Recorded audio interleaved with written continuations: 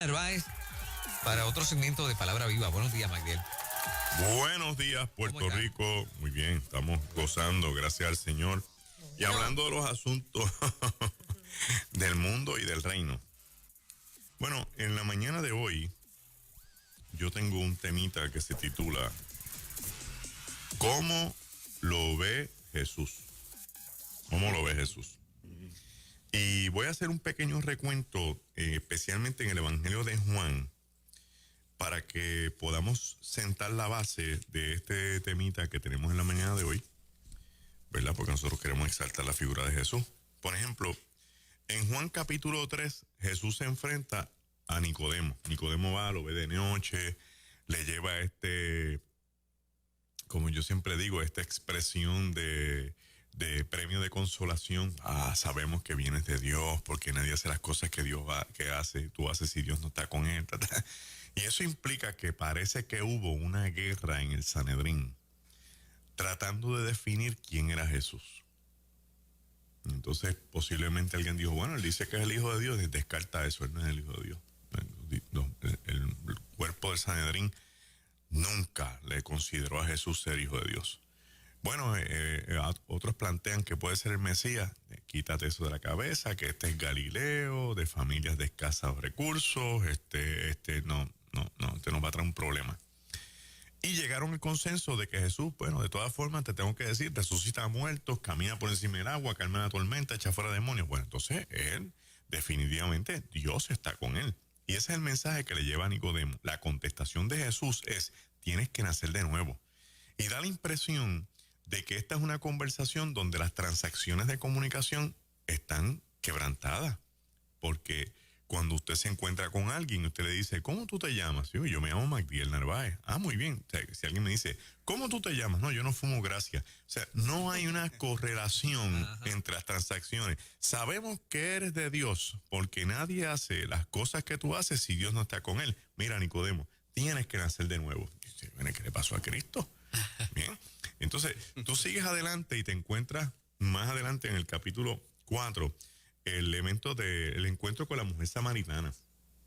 Y fíjate que después que están hablando, y Jesús le dice más o menos el resumen, ¿verdad? Que los otros días escuché a Lorette Quiles en Adoración Backstage, y ella decía, no sabemos si enviudó todas esas veces. Y interesante, no había escuchado ese planteamiento.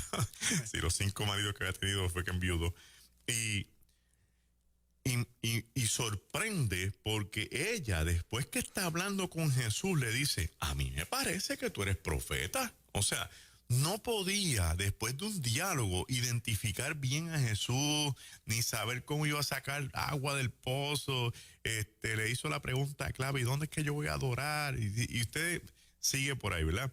Se encuentra más adelante el paralítico de Betesda. Fíjese que Jesús se le acerca al paralítico y le dice que lleva 38 años en el estanque y le pregunta, ¿tú quieres ser sano? Y él le dice, yo no tengo quien me lleve al agua. La contestación es sí, pero él le contesta, no es que yo no tengo quien me lleve al agua. O sea, los discursos en Juan son bien interesantes porque la gente como que no está cuadrando con Jesús, ¿verdad? A una mujer adúltera, después que la van a casi apedrear y que la arrastraron obviamente frente a Cristo para provocarlo, usted se da cuenta que es Cristo el que le tiene que preguntar, ¿dónde están los que te condenaban? Ella tiene que mirar y dice, pues mira, no se han ido todos, pues yo tampoco te voy a condenar, vete y no peques más. Yo lo que quiero traer con esto es que Jesús no ve las cosas como nosotros las vemos, y que por consecuencia de eso, cuando hay un diálogo donde Él está presente, lo que Él va a decir tiene que ver con lo que Él está viendo, no necesariamente con lo que yo entiendo, ni mucho menos a veces con lo que yo estoy mirando. Esto implica que existe una desfase entre el ser humano y Jesús, donde Jesús se encarga en ese diálogo de traer a la persona al nivel donde Él está. Jesús sabe que no estamos en el nivel de Él, pero no nos deja donde estamos. ¿Me sigue? O sea, el ser humano lo ve como, el ser humano lo ve terrenal, lo ve cotidiano, lo ve material, lo ve físico. Cristo lo va a ver espiritual. Entonces, yo vengo con toda una carga material, física, y me encuentro con un Cristo que lo está viendo espiritual. ¿Por qué? Porque los asuntos en el reino se resuelven primero en los niveles espirituales para después ver qué efecto tiene sobre el mundo psicológico, mental, físico y material. Y esto es bien importante porque aún el mismo Cristo en Juan, cuando se enfrenta con Pilato, ocurre lo mismo. Pilato le dice, me dicen que tú eres rey. Dice, ¿dices porque te lo han dicho o lo dices por ti mismo? No, bueno, si tú eres rey. No, pero mi reino no es de este mundo. Y volvemos. Cristo vuelve y se sale de la conversación. ¿Para qué? Para obligar al ser humano a romper el esquema cotidiano, porque ese esquema mundano, terrenal, cotidiano, hermanos, perdónenme, nos ata, nos limita, no nos deja ver las opciones que Dios tiene con nosotros. Tenemos que empezar a mirar esto desde otras perspectivas. Voy a dar algunos ejemplos de cómo nosotros en la iglesia nos estamos comportando con nuestras miradas respecto a las cosas que nos han tocado vivir y cómo yo creo que Cristo nos está invitando a que las miremos.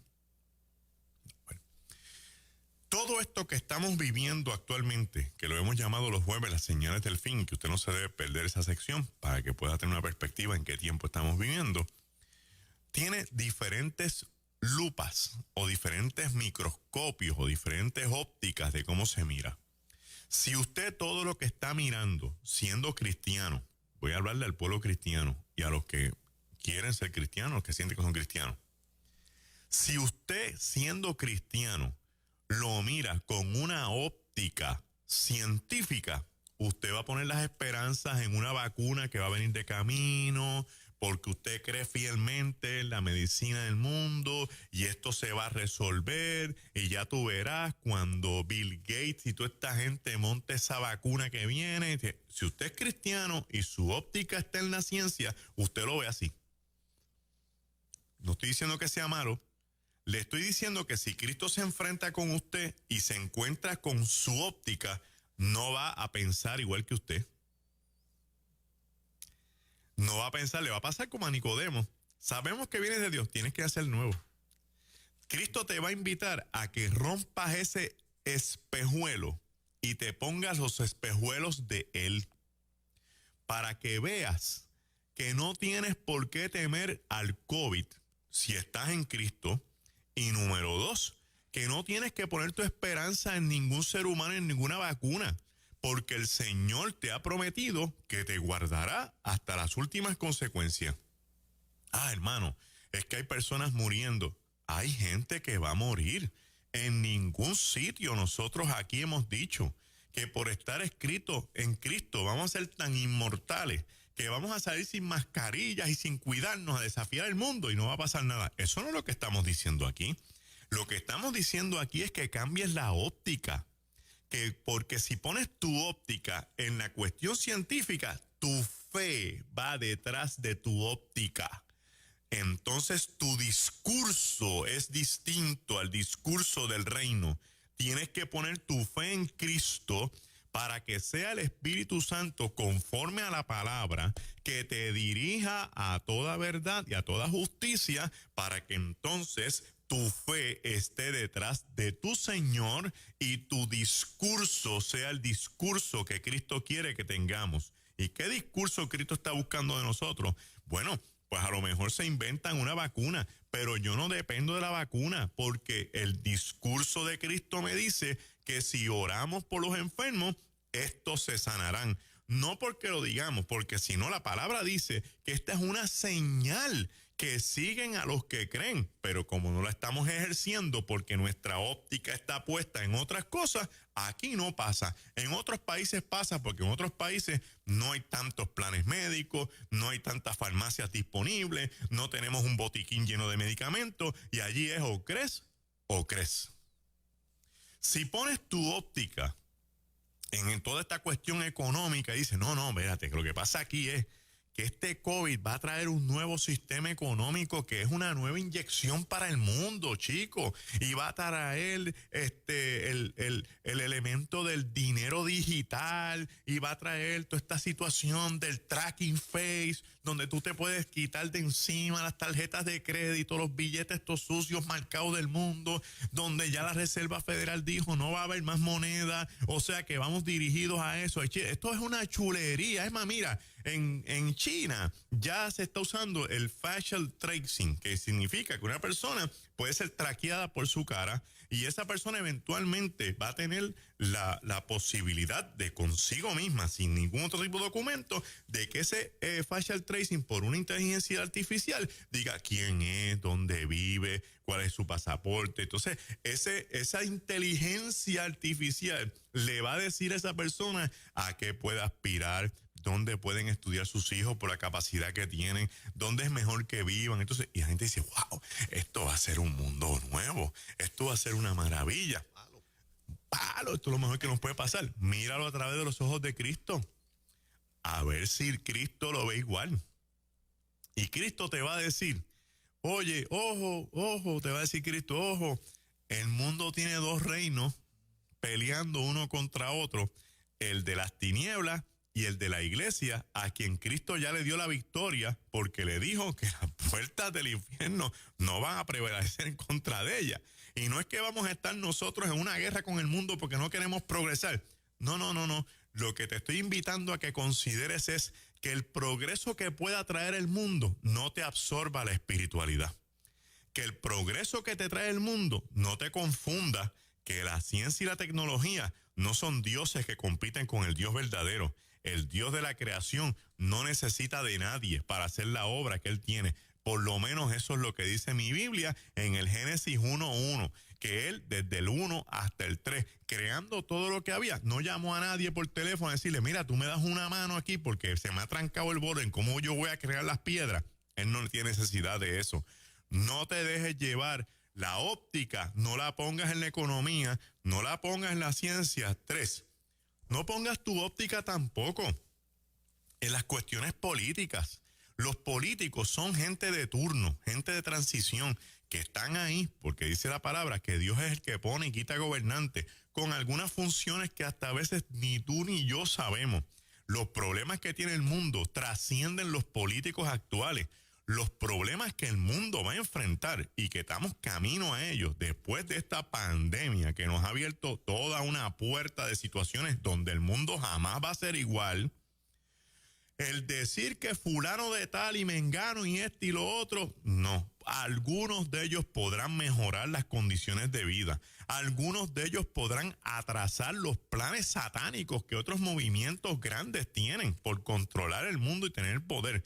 Porque a mí me sorprende grandemente que las críticas más grandes que tenemos nosotros tratando de traer la verdad y abrir los ojos sean del mismo pueblo cristiano. Del mismo pueblo cristiano que no se informa, que no se documenta, que no quiere escuchar nada porque andan en negación clamando una victoria que en este mundo ya no va a ocurrir porque la victoria nuestra la ocurrió cuando Cristo resucitó de la tumba y estableció que el reino nuestro no está aquí, que está en los cielos y que usted y yo algún día tenemos que abandonar esto. No se atornilla en esta tierra. No se atornilla su vida, no pretenda que quiera cambiar porque usted va a mejorar, porque su patria es el reino de los cielos. Al final de todo, lo que te quiero decir, mira lo que los alguaciles le dijeron a los fariseos y a los sacerdotes del Sanedrín, en el mismo Juan, capítulo 7, verso 49, cuando le preguntaron, ¿por qué no lo arrestaron? Y ellos dijeron, nunca un hombre ha hablado como este hombre. Y la estructura dijo, también ustedes se van a confundir. Quiero decirte con ese ejemplo y ese modelo que el mundo te va a tratar de hacer creer que lo que tú crees es obsoleto, no sirve, es fundamentalista, no tiene sentido, que el mundo cambió, que tienes que mejorar tu forma de creer y tu fe, que te muevas hacia otros movimientos que están más actualizados con las realidades del mundo. Y yo vuelvo y te digo, ¿cómo lo ve Cristo? ¿Cristo te manda a que te muevas? No. que te quedes cifrado, fundamentado y firme en Él hasta que Él regrese. Hay gente en el mundo, gracias a la pandemia del COVID, que han vuelto a buscar las escrituras, porque ni en el Corán, ni en los sánscritos, ni en las 4 verdades del budismo, ni en los documentos de los hadices de Mahoma, ni en ninguna literatura religiosa mundial se puede encontrar las palabras que Cristo estableció en ese año 33, cuando desafió al mundo, y el mundo, sabiendo que era la verdad, trató de silenciarlo. Si el mundo, sabiendo que era la verdad, trató de silenciarlo, ¿por qué tú hoy quieres creer en otra cosa que no es la que Él te pide que creas? Iglesia, creamos en Cristo. Pon tus ojos en Él, porque si alguien ve bien las cosas en blanco y negro, es este Señor Jesús que viene a buscar a su iglesia. Que Dios te bendiga en esta poderosa mañana. Y todavía nos queda la segunda parte de Palabra Viva, así que no se vaya nadie, que esto cada vez está mejor. Magdiel Narváez con nosotros esta mañana. Amén. En Ruta Nueva Vida 97.7. Regresamos con más.